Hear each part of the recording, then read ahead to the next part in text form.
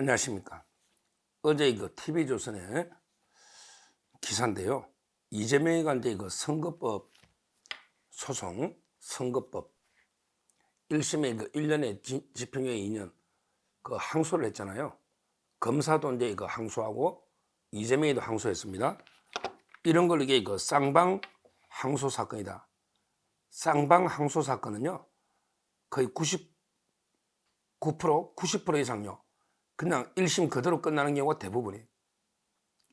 왜냐하면 판사 입장에서 이재명도 항소하고 검사도 항소했잖아. 그럼 이게 양쪽에 어느 손 들어주기가 좀 곤란하면 양쪽 다 기각시키면 욕을 덜 얻어먹거든요. 그래서 이제 쌍방 항소 사건은 양쪽 다 기각되고 1심이 그대로 가는 경우가 제 경험에 의하면 거의 90% 이상입니다. 제 경험에 의하면, 법조 경험에 의하면.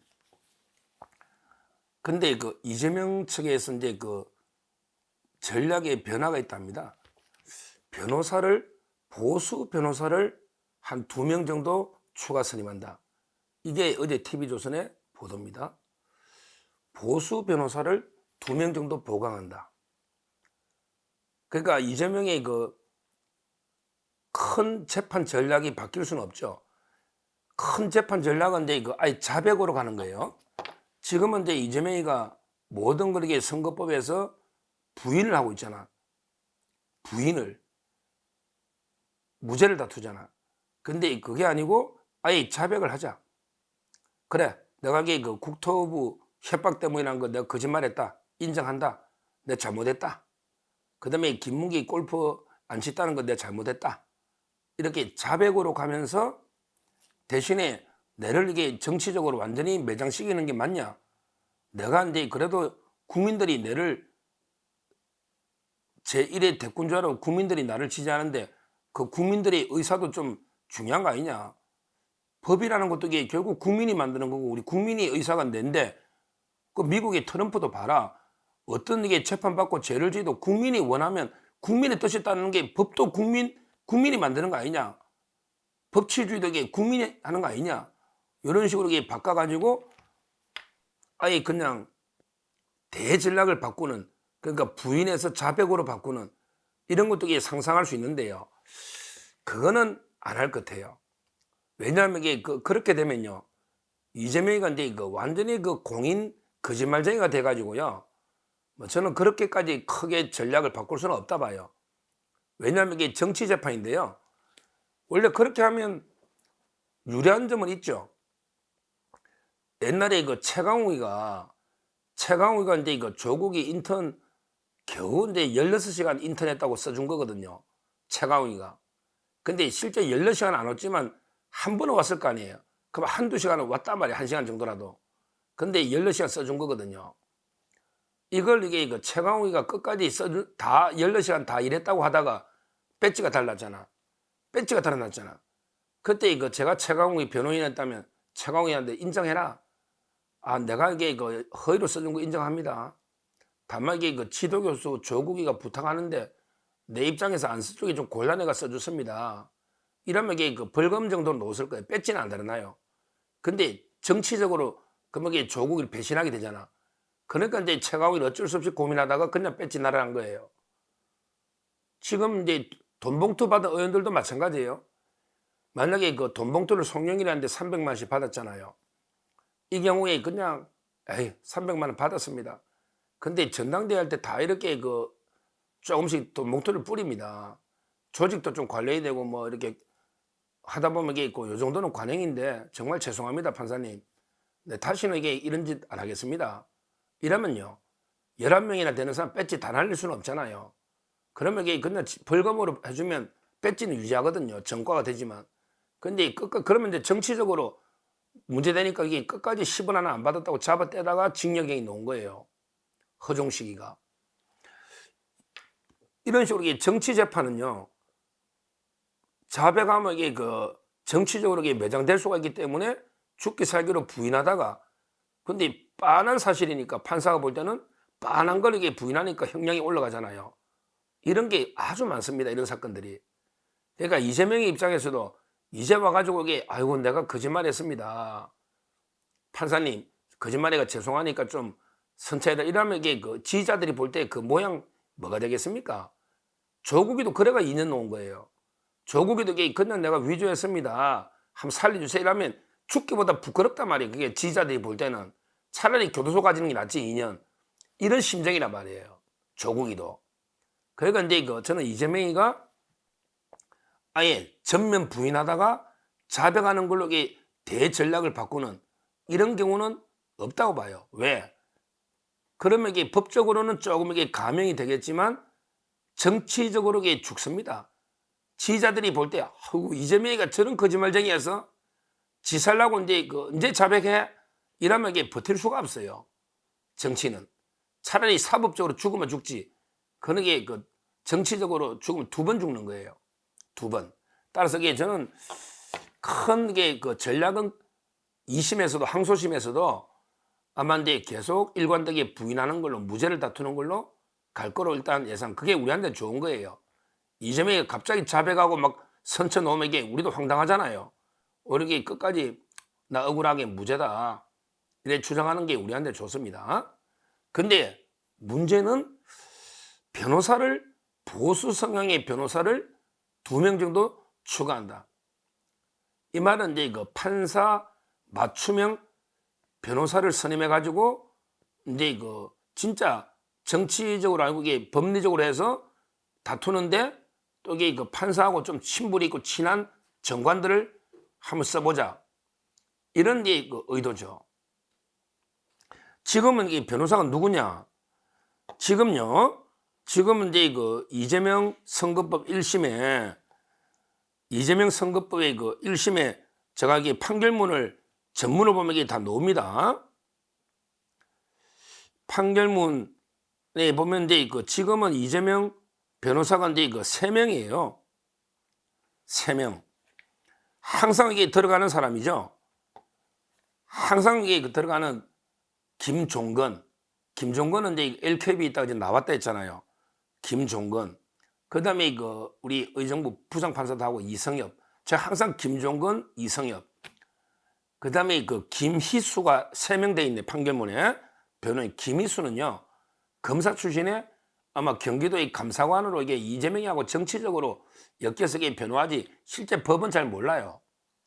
그러니까 항상 변호하는데 정치, 이재명 사건만 다 아는 이런데 매일 김종건, 이성엽, 이러니까 이게 이분들은 좌파로 이재명 사건에 모든 데 들어가 있잖아요.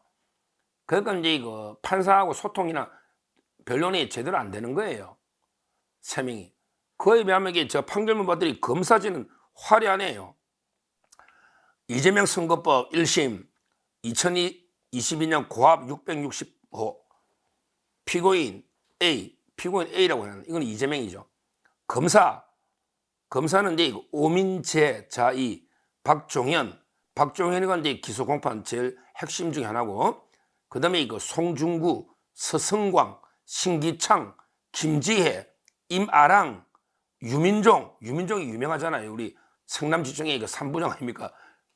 그 다음에 박성진, 문태권, 민경원, 류재현, 류재현. 와, 이게 몇 명입니까? 둘, 여섯, 여덟. 와, 12명. 이 이제 쟁쟁한 맹장들 12명하고 이재명이는 피고인인 빼고 거기에 매일 노는 김종건, 이성엽인데 근데 그 사람들이 직접 놓습니까? 또 이게 그 밑에 이제 어린애들 내보낼 때 많죠. 김종건인들 어떻게 다 놓습니까? 재판이 한두 개가 아닌데. 이름만 이게 김종건, 이성엽 돼 있죠. 이성엽이가 주로 놓겠지. 그 다음에 김종건 밑에 변호사 하나 노동만 여성이. 제가 다 체크해 보니. 근데 이름에는 3명만 돼 있는 거예요. 그러니까 이제 이재명 입장에서는 이래가는 이게 도저히 희망이 없다. 그래서 보수 성향의 2명을 선임하자. 왜? 그러면 또 이게 왜 또 보수 성향이냐? 이것도 이게 재밌어요. 이것도 이게 제가 다 취재한 자료에 하면 지금 현재 항소부가요, 보고할 거예요. 항소부가 이제 3개 부에서 이제 추첨할 겁니다. 선거법을 전담하는 이게 고등법원의 3개 부가 있잖아요. 3개 부가 2부, 6부, 7부 이렇게 저 전담한다 그랬잖아요. 근데 제가 선호하는 거는 우리 보수 성향 하니까 가장 보수는 2부예요. 제가 보기에 법조인들이 일반적인 평가입니다. 2부로 가면 그냥 이재명이 희망이 없어요. 거기에 그 송철호권 하고 있는 2부. 송철호권 있죠, 울산. 거기에 그 설범식, 이상주, 이원석 세 명이 2부거든요. 거기에 그 송철호권 하고 있어요. 고리에 이재명이가 가버리면 진짜 어려워. 그거 제일 보수라 그럽니다. 일반적으로 법조계. 그 다음에 그 2, 6, 7인데 7부가 두 번째예요. 7부는 이제 이재권, 송미경, 김설기 이분이 그 7부에 있어요. 이재권 부장판사입니다. 자, 그 다음에 그 6부가 상대적으로 그 중도에 가깝다지 뭐 다 보수예요. 6부가 정재호 부장판사입니다. 정재호. 그 다음에 그 최은정, 이예슬. 이렇게 그 세 개 부 중에 하나가 배당될 거예요. 뭐 저는 2부나 7부 되면 좋겠다는 생각이지만 2부가 제일 좋다 이거지. 근데 이재명이도 이제 그걸 보는 거예요.